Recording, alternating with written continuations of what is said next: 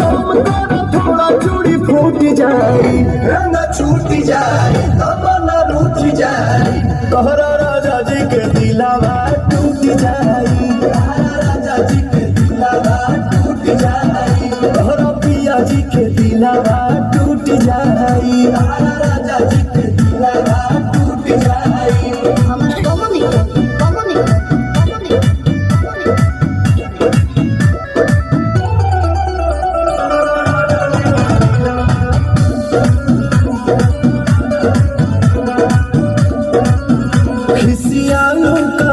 रिसियालू कहे गरमालू न फेंक देलू आलू कहे चालू त बोलो न जानू कहे हमसे भाई बटे भाजी धोखा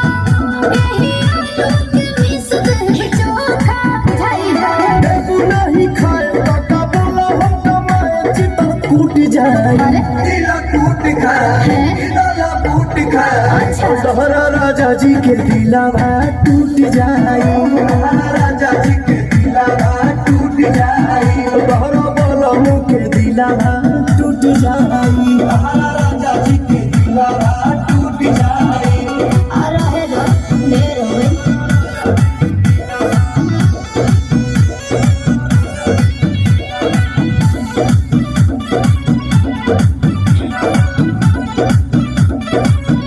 गई छोड़ा भवन कर कहबू जवन रह सेवा में सुप्रियम सुपवन कोई भी है भौजी के झूठ बरता झूठे बात तुम्हारे लपाली